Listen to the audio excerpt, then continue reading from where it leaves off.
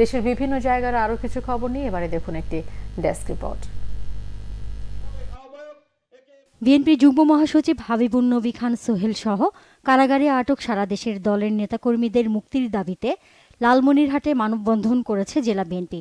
দলের কার্যালয়ে কর্মসূচিতে প্রধান অতিথি ছিলেন বিএনপির কেন্দ্রীয় নির্বাহী কমিটির সাংগঠনিক সম্পাদক অধ্যক্ষ আসাদুল হাবিব দুলু।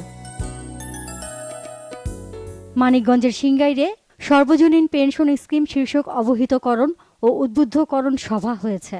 স্থানীয় পাইলট বালিকা উচ্চ বিদ্যালয় মাঠে সভায় প্রধান অতিথির বক্তব্য রাখেন সংসদ সদস্য দেওয়ান জাহিদ আহমেদ টুলু। ২৬ এপ্রিল ভারতের দক্ষিণ দিনাজপুর জেলার লোকসভা নির্বাচনে আইনশৃঙ্খলা স্বাভাবিক রাখতে আজ থেকে হিলি বন্দর দিয়ে পর্যটক ভিসায় পাসপোর্ট যাত্রীদের ভারতে প্রবেশ বন্ধ করে দিয়েছে ভারতের ইমিগ্রেশন কর্তৃপক্ষ। তবে জরুরি চিকিৎসার জন্য বাংলাদেশি পাসপোর্টধারী রোগীরা মেডিকেল ভিসায় ভারতে প্রবেশ করতে পারবে। আজ মধ্যরাত থেকে ২৪ জুলাই পর্যন্ত ৩ মাস কাপ্তাই হ্রদে সকল প্রকার মাছ শিকারে নিষেধাজ্ঞা দিয়েছে রাঙামাটি জেলা প্রশাসন। এ সময় বন্ধ থাকবে স্থানীয় বরফকল। এই সময়ে হ্রদে মাছ আহরণের ওপর নির্ভরশীল জেলেদের বিশেষ ভিজিএফ কার্ডের মাধ্যমে খাদ্যশস্য সহায়তা দেওয়া হবে। বাগেরহাটে তীব্র দাবদাহে স্বস্তি দিতে হাটবাজার সড়কের যানবাহন ও পথচারীদের মাঝে শরবত ও স্যালাইন বিতরণ করেছেন পুলিশ সুপার আবুল হাসমত খান।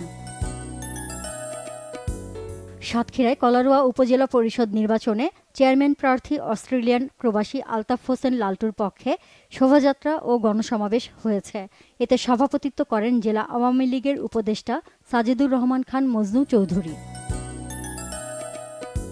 শব্দের অপব্যবহার বন্ধে র্যালি, আলোচনা সভা সহ নানা আয়োজনে রংপুরে পালিত হয়েছে আন্তর্জাতিক শব্দ সচেতনতা দিবস। স্থানীয় কাচারি বাজারে এর উদ্বোধন করেন অতিরিক্ত বিভাগীয় কমিশনার আবু জাফর।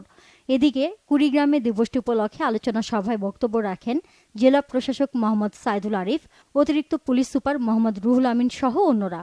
দিবসটি উপলক্ষে র্যালি, আলোচনা সভা হয়েছে সাতক্ষীরা, কুমিল্লা সহ বিভিন্ন জেলায়। ঝিনাইদহে সিএমএসএমই খাতে ক্লাস্টার অর্থায়ন বৃদ্ধি বিষয়ক কর্মশালা হয়েছে। শহরের শিশু একাডেমিতে কর্মশালার আয়োজন করে ব্যাংক এশিয়া। জেলার সকল ব্যাংকের কর্মকর্তা, ব্যবসায়ী ও উদ্যোক্তারা এই কর্মশালায় অংশ নেন। Nazneen Akter, Bangla vision, news desk.